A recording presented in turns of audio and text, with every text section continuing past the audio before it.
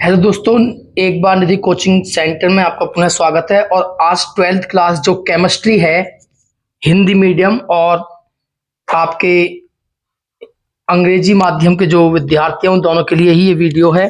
और 2023 की जो परीक्षा है उसमें एक आने वाले फर्स्ट केमिस्ट्री जो है आपके फर्स्ट केमिस्ट्री के इंपोर्टेंट क्वेश्चन है जिनमें से आपको परीक्षा में क्वेश्चन मिलेंगे। अधिकतर क्वेश्चन इसी में से आएंगे, आपको ये तैयार करने हैं।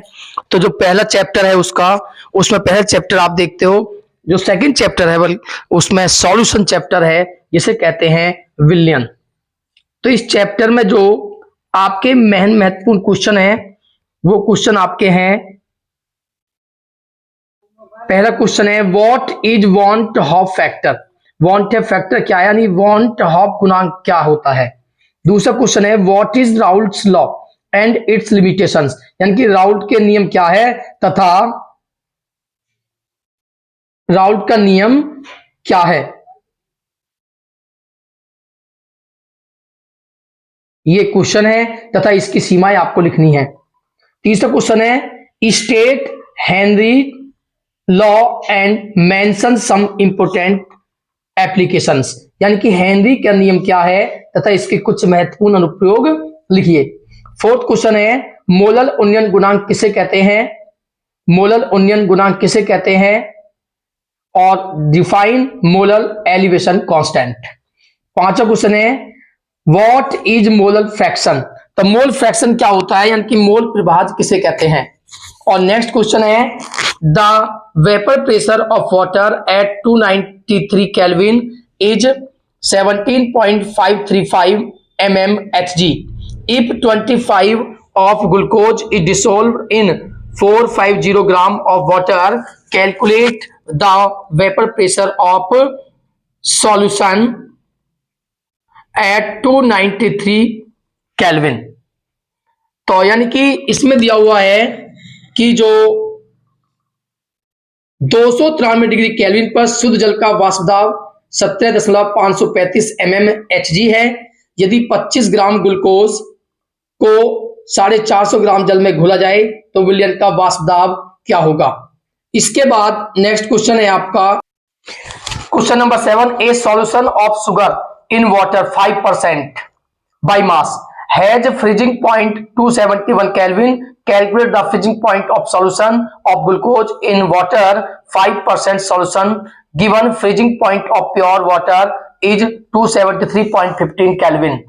यानी कि 5% चीनी के विलयन का हिमांक 271 केल्विन है, तो 5% ग्लूकोज विलयन का हिमांक क्या होगा, जबकि शुद्ध जल का हिमांक 273.15 केल्विन है। नेक्स्ट क्वेश्चन है question number 8 find the vapour pressure of 5% urea solution at 27 degree सी।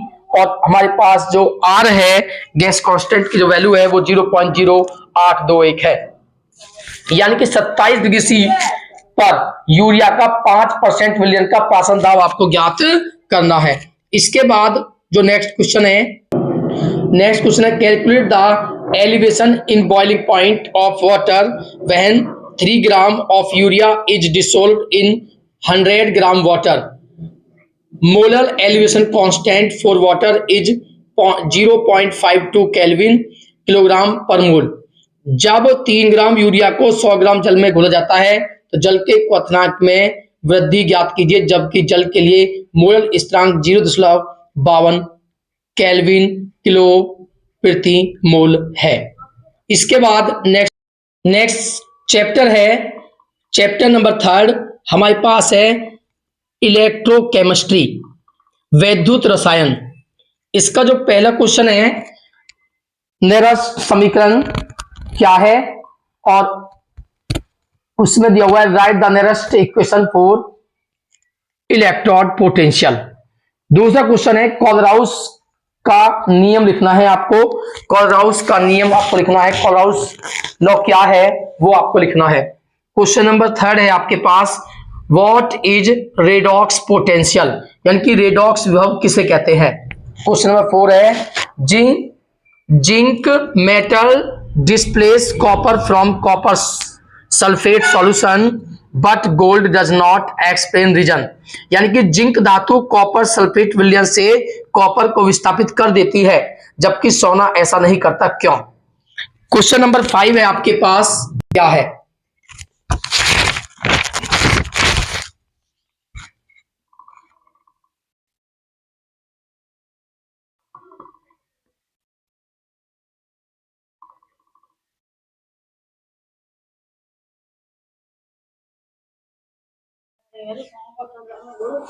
उसके बाद क्वेश्चन नंबर 2 है what is order of A reaction, यानी कि अभिक्रिया की कोटि किसे कहते हैं? क्वेश्चन नंबर 3 है what is the unit of rate constant, यानी कि वेग गुणांक का मात्रक क्या है?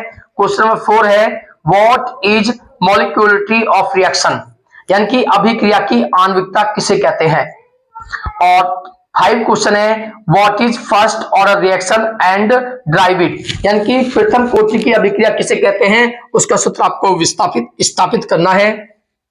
क्वेश्चन नंबर 6 है a first order reaction is 20% complete in 10 minutes, find the required for 75% completion for the reaction, यानी कि एक प्रथम कोटि की अभिक्रिया के 20% को पूर्ण होने में 10 मिनट लगते हैं, तो इसी अभिक्रिया के 75% को पूर्ण होने में कितना समय लगेगा? क्वेश्चन नंबर 7 है the half life for a first order reaction is 4 minute, the time after which 99.9% reaction gets completed. एक प्रथम कोटि की अभिक्रिया की अर्धायु 4 मिनट है, तो कितने समय पश्चात इसका 99.9% पूर्ण हो जाएगा? इसके बाद चैप्टर नंबर 5 है सरफेस केमिस्ट्री प्रश्न रसायन दिया हुआ है। फर्स्ट क्वेश्चन है व्हाट इज इलेक्ट्रो, आपने पढ़ा होगा वैद्युत अपवहन, इलेक्ट्रोडायलिसिस किसे कहते हैं? व्हाट इज हेनरी सुलजे रूल, हॉर्डी सुलजे नियम लिखना है। व्हाट इज गोल्ड नंबर, स्वर्ण संख्या किसे कहते हैं? व्हाट इज पेप्टाइजेशन, पेप्टिक किसे कहते हैं? What is Brownian movement, write the reason and 2 main factor which affect it, यानी कि ब्राउनी गति किसे कहते हैं, इसको प्रभावित करने वाले कारक कौन कौन से हैं? नेक्स्ट क्वेश्चन है what is protective colloids, give an example, रक्षी कोलाइड किसे कहते हैं, उदाहरण दीजिए। What is Tyndall effect, Tyndall प्रभाव क्या है? व्हाट इज कोगुलेशन, स्कंदन किसे कहते हैं, और इसमें आपको उदाहरण भी देना है, एग्जांपल देना है। और नेक्स्ट क्वेश्चन है why do you we add alum, alum जो होती है आपकी टू प्योरीफाई वाटर, यानी कि पानी को शुद्ध करने के लिए फिटकरी का उपयोग क्यों किया जाता है? नेक्स्ट चैप्टर है 6 पी ब्लॉक के एलिमेंट। पी ब्लॉक एलिमेंट जो होते हैं उसमें पहला क्वेश्चन है write to oxidising and to reducing properties of SO2, give equation only. हमें SO2 जो है उसके 2 औपचारिक और 2 ऑक्सीकारक गुण लिखने हैं, ऑक्सीडाइजिंग और आपकी रिड्यूसिंग प्रॉपर्टी लिखनी है, केवल हमें इसमें समीकरण ही देनी है, उसके बारे में कुछ बताना नहीं है। दूसरा क्वेश्चन है, सेकंड क्वेश्चन है how we prepare ammonia by Haber process, write it chemical properties.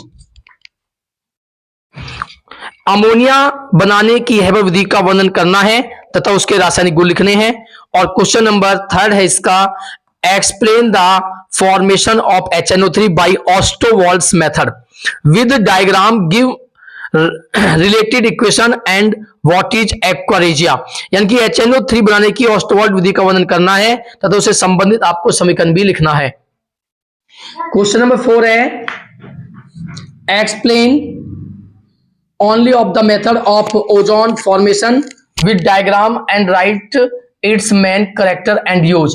Ozone बनाने की किसी एक विधि का सचित्र वर्णन कीजिए, उसके गुण और उपयोग लिखिए। नेक्स्ट क्वेश्चन है व्हाट हैपेंस व्हेन, यानी कि क्या होता है जब। मैंने यहाँ पे क्या किया है कि मैंने क्वेश्चन लिख के उसके डायरेक्ट आंसर दिए हुए हैं, ये इक्वेशन आपको तैयार करनी है कि NH3 अमोनिया जब क्लोरीन के साथ हीट की जाती है, गर्म की जाती है, तो NCl3 नाइट्रोजन ट्राइक्लोराइड बनता है प्लस 3HCl आपका उसके साथ बनता है। इसी प्रकार NaNO2 सोडियम नाइट्राइट बोलते हैं, जब ये NH4Cl अमोनियम क्लोराइड से रिएक्शन करता है तो हमारी नाइट्रोजन बनती है प्लस NaCl और वाटर बनता है। उसके बाद कॉपर ऑक्साइड जो होता है ब्लड रेड कॉपर ऑक्साइड जब अमोनिया से रिएक्ट करता है, अमोनिया से क्रिया करता है तो कॉपर बनता है प्लस नाइट्रोजन गैस निकलती है। उसके बाद जो NH4OH है वो CuSO4 से जब रिएक्ट करता है तो ये बनाता है CuNH3 की whole 4 into SO4 plus 4H2O, यानी कि NH4OH है आपका अमोनियम हाइड्रोक्साइड।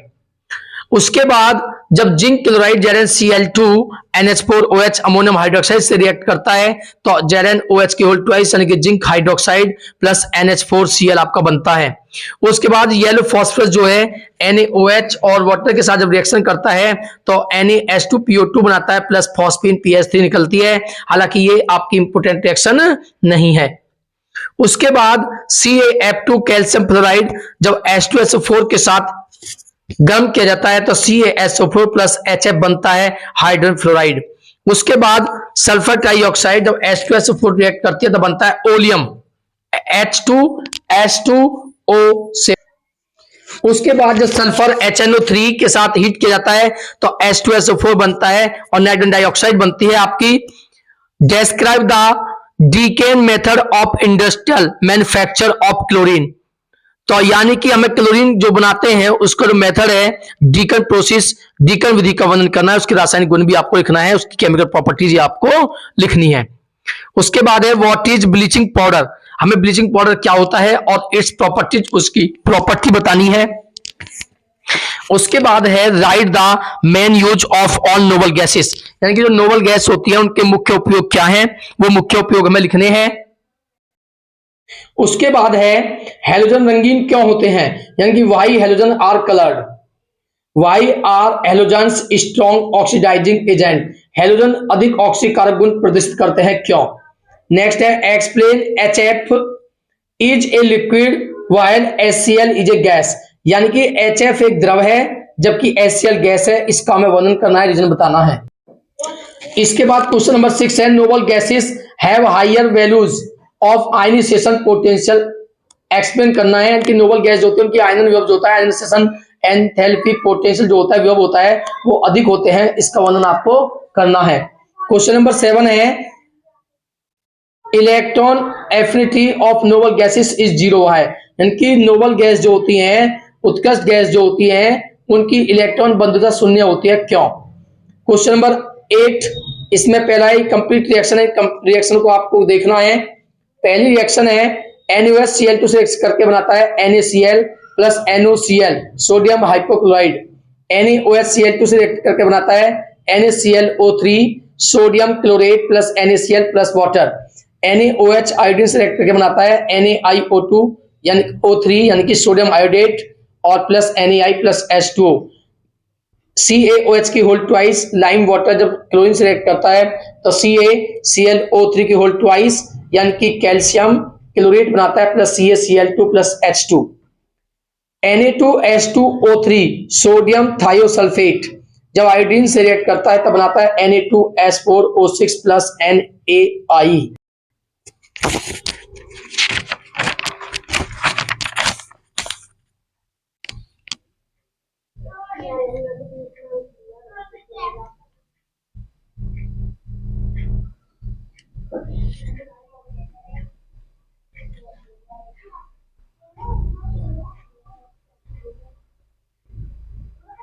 नेक्स्ट क्वेश्चन है अंतः संक्रमण तत्व किन्हें कहते हैं, इनके गुण लिखने हैं, यानी कि what are inner transition element and their properties. 7 question है write note on lanthanide contraction, यानी कि लेंथेनाइड संकोचन किसे कहते हैं। चैप्टर 9 है कोऑर्डिनेट कंपाउंड्स, उपसय संयोजी यौगिक है चैप्टर नंबर 9 जो लास्ट चैप्टर है फर्स्ट केमिस्ट्री का। पहला क्वेश्चन है व्हाट इज लिगैंड, लिगैंड क्या होते हैं, उस लिगैंड के बारे में बताना है, उनका वर्गीकरण भी करना है, कितने टाइप्स के होते हैं उसके बारे में भी आपको लिखना है। उपसय संयोजन संख्या किसे कहते हैं, what is the coordination number. ये हमारे पास कुछ उपसय संयोजी यौगिक हैं, कोऑर्डिनेट कंपाउंड हैं, इन सभी के हमें IUPAC नेम लिखने हैं, ये आपको तैयार करना है। इसके बाद क्वेश्चन नंबर 4 है find oxidation number of Cu in CuNH3 की होल 4 इंटू S4, यानी कि इस कंपाउंड में हमें Cu का ऑक्सीडेशन नंबर बताना है। उसके बाद में है ऑक्सीजन संख्या बतानी है इसमें कॉपर की। Define complex ion and coordination number, यानी कि कोऑर्डिनेशन नंबर और कॉम्प्लेक्स आयन को हमें डिफाइन करने की परिभाषा लिखनी है। CuSO4 इंटू 5H2 नीले रंग का, जबकि CuSO4 रंगहीन होता है, क्यों? रीजन बताना है। यानी कि CuSO4 into 5H2 is blue in colour while CuSO4 is colourless. Why? Next है ये कंपाउंड हमारे पास है इज पैरामैग्नेटिक वाइल ये कंपाउंड इज डाईमैग्नेटिक। तो एक्सप्लेन करना कि ये पैरामैग्नेट क्यों है और ये डाईमैग्नेट क्यों है। यानी कि ये जो कंपाउंड है ये अनुचुंबकीय है, जबकि ये कंपाउंड आपका प्रतिचुंबकीय है। इसका रीजन बताना है। तो ये फर्स्ट केमिस्ट्री के आपके इंपॉर्टेंट क्वेश्चन है, सभी चैप्टर के आपको तैयार करने हैं। और ज्यादा से ज्यादा वीडियो को लाइक करें और सब्सक्राइब करें।